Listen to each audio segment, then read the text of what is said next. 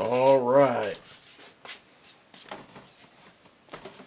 So we talked about wool coats in the last video.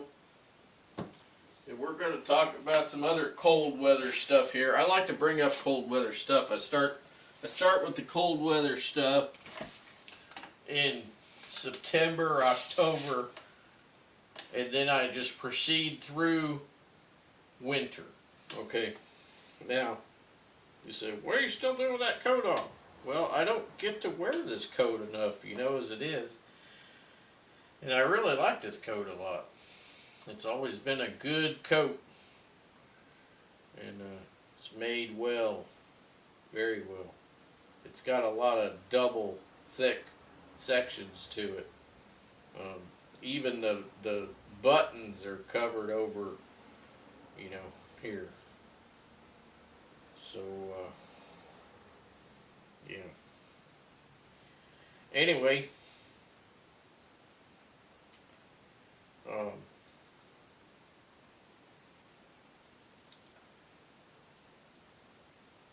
going to go on here in this video and talk about those three products over there.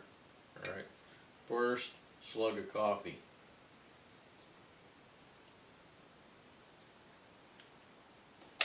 So this is coffee in my Peanuts Gang insulated mug.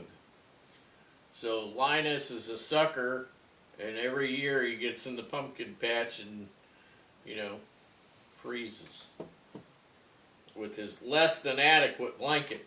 I'm sure it's not wool. So I just want to start out with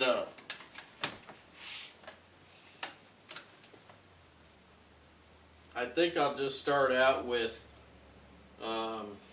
this. Now this is Frog Lube Extreme. Frog Lube Extreme. Now I use this on locks that I'm gonna need access to in the winter. Spray this in the keyways. And if it's a padlock, then you want to open it up and spray where the mechanisms are and all that. This stuff's supposed to be good for, I think they said minus 44 Fahrenheit. That could just be some random number that they picked. I don't know. I mean, I got to like negative 30 or negative 35 one night. One time, I think it was negative 35 Fahrenheit. And it did not quite live up to the rating, because I think I had to smack it. I got a stick and I smacked the lock, and that kind of broke it free. It must have been a little moisture there mixed in with the oils or whatever, but I mean it wasn't froze up. Wasn't froze up solid to where I could not do anything. I just smacked it with a stick, whack, and then it loosened right up, and I just opened it right up. But this has been the best so far, and also it is non-toxic, right? So that's great. What does it say? It says the original green cleaning lubricant, rust prevention product, right? All natural, non-toxic, earth safe, right? Former Navy SEAL, I believe, is the owner. Disabled fella. Anyway. I highly recommend that product. Now that you can use on guns and knives. And since it's, it's earth safe and it's non-toxic, I don't have an issue putting that on my knives. So I got this knife out. This is one of my favorite knives, even though it's a small knife. All my life I've been a medium to large sized knife guy. never had a lot of small knives except for this. I've always carried, always carried a Swiss Army knife. Always. For decades. I still have, I've got two now. Got two good ones. One's a Wenger and one's a Victorinox. But the Victorinox I got is supposed to be a model that utilizes Wenger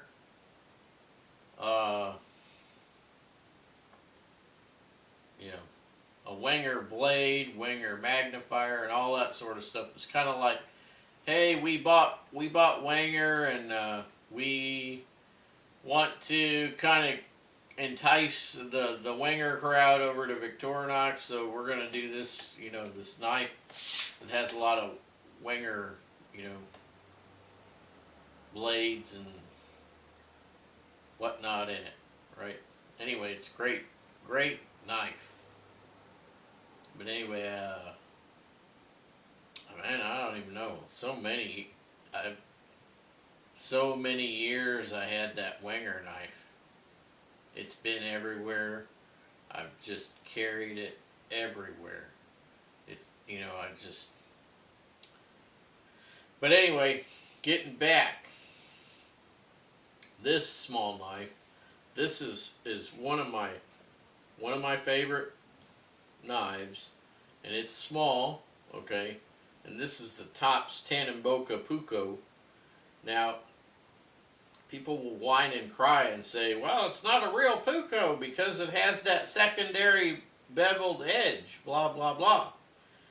And, you know, and one hand, they're right, okay? A Puko, I believe it's supposed to be a 0-degree Scandi knife. It might, I don't know. Maybe, maybe not. Maybe it's supposed to be Scandivex. I don't know, but the guy who has the original design on this in South America, he's down in Colombia. But he's on the Colombia-Brazil border. So I've talked to him about some of the language in that area because, well, that's for another subject, I guess. But anyway, I really like this knife, and I did a bow drill fire, a friction fire, utilizing this knife because it has the bow drill divot on each side. Now, some people do not like these screws in the handle. I like them. I think they add character. I like the brass, even though, of course, brass, you know, gets green, right? But just spray you some of that frog lube, you know, get it in there, and I also use a Q-tip with frog lube to go through these holes here. There's two holes there with brass tubes in there, and I use the frog lube on a Q-tip all the way through and all the way back a few times, clean them out and lube them up. I don't have no issues with that. So what are those for?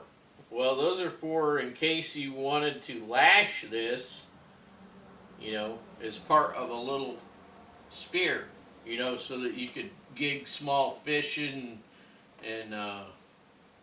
frog, things like that, right? But anyway, the edge on this, I took care of that edge, and I made this just the same way that Goran does on his custom knives, and I put a Scandivex on there, so it's Scandi, and then it goes to convex. Okay, at the very down there at the edge. Okay, so my knife that I designed that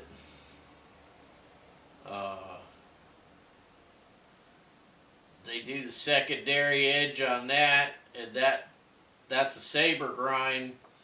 I wanted them to do the convex, you know, but they say that's too much trouble. It's too time prohibitive. So anyway, my personal knife and many other custom knives that I've sharpened of my knife that's on the market, I have done a lot of second.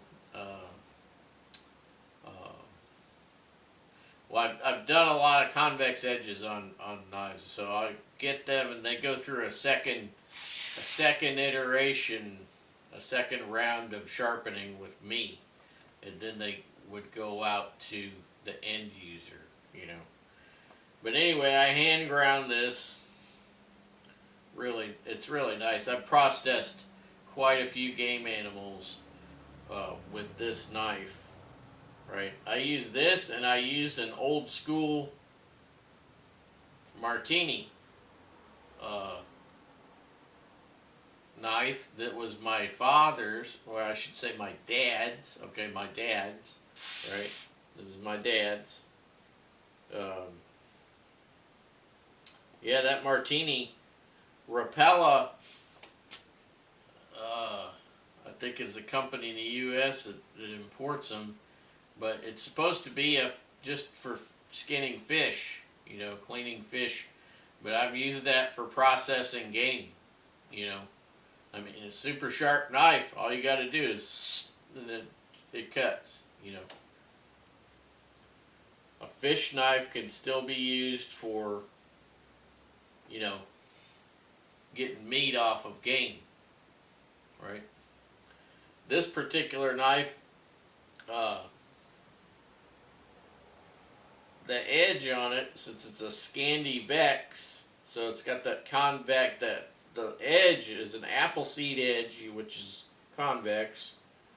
It's really like a micro convex, and you know, it's good for like getting the pelvic bone on a rabbit, something like that. You know, just pow, there you go. Now, so this isn't a knife review. This is just about taking care of your stuff, really. So this right here is a LL Bean boot guard. Now, I've talked about this before. That boot guard is the best for leather. Now, I treated this leather sheath recently using LL Bean boot guard, and I also use a hair dryer, heat it up. This is just beeswax and lanolin. That's all that is. Beeswax and lanolin. And so it does double duty. I use it on my toes and my feet. So you can put that in between the toes and all around the toes or whatever. Winter time, your feet get dried and cracked and uncomfortable. Put that on there. You can use it on the heel of your feet too. Put that stuff on. Put your darn tough wool sock on. Good. Now, this knife, I use that LL Bean boot guard on the leather sheath, and then I use that frog glue. I use that on the blade, and all the other metal pieces, bits and pieces here. Rub a little bit, you know, on the exposed areas here on the handles, right where you see the steel there. Yeah.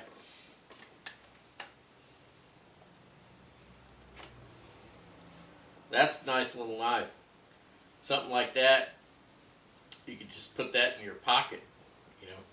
Put that on a cord, put it down in this pocket here, and let it ride down in there somewhere.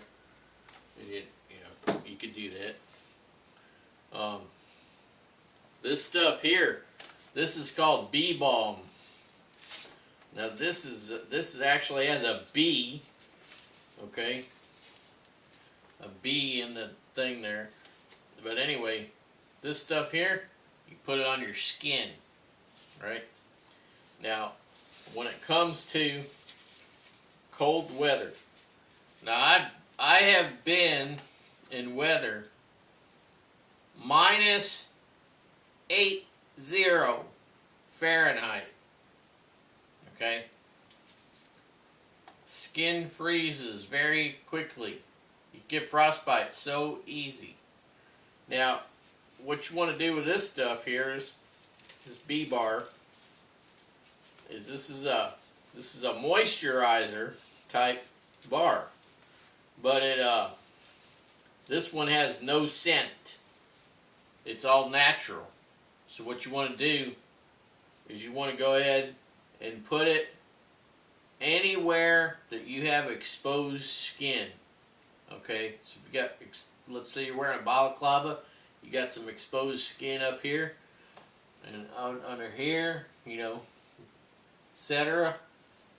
Put that on there. Put your decent coat on there, and that will stop you from getting frostbite skin. Right? Now, if you have to have your nose exposed, which is not good, but a lot of times you might have to, you put that stuff on your nose. You know, make sure all of the exposed skin is covered. That will keep you from getting frostbite on your skin, which not cool to lose a nose. Okay, I've been in situations where double balaclavas, you know, snowsuit, and so on. Serious stuff. Now, in World War II, they used bar soap, so they used that in the same manner. They covered all of their exposed skin that they couldn't get. You know, they didn't have anything to cover it with, because they still had to do stuff. You know, they're in war, so they got bar soap. You know, and they used it like a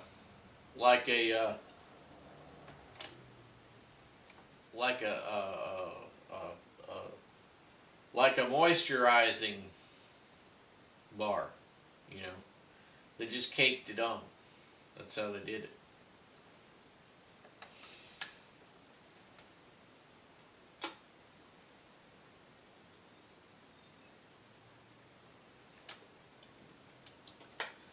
Of course, we always want to have our wool underwear and our wool intermediates and our wool outer layers. You know, I consider this an outer layer.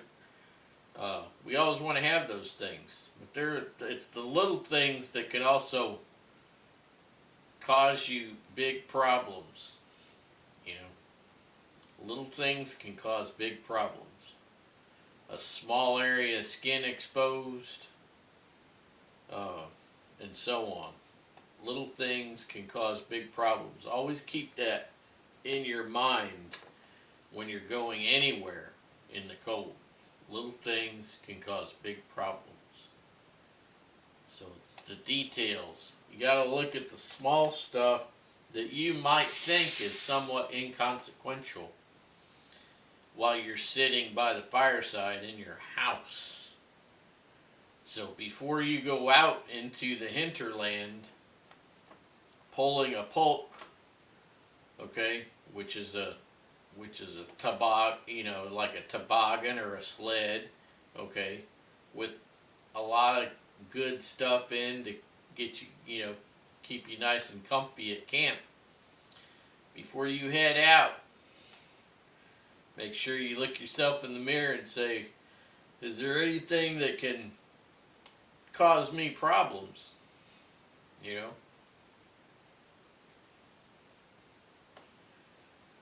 And if not, head out.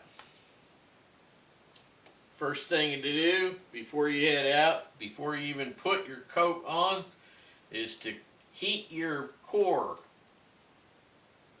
Hot liquids, hot soup, whatever, eating and drinking, get some of that in your core. This right here, the Chinese over there in the ancient days, they used to call that the triple warmer, right? It's because that's where everything is heated throughout your body. That's like your boiler room. Okay, that's like your boiler room in the trunk. Heat it, get that fire going, and then, another thing is carbohydrates. Carbohydrates will burn hot. Okay, you got to get that blood flow heated. When the blood flow's heated, that radiates through your body, through the arteries and the veins and the capillaries and all that, and then you're good, And then this stuff keeps the heat in. This is an insulator. This does not make you warm. This keeps the warmth in. Keeps it in. You see what I'm saying? Your body radiates heat, and this mitigates the heat to keep it from escaping. Okay, that's the whole idea. That's why knits are always really good for a central layer. Okay, knits. It's like a gazillion little heat traps in there. Heat sinks. Alright? That's right. You guys got any questions, feel free to email.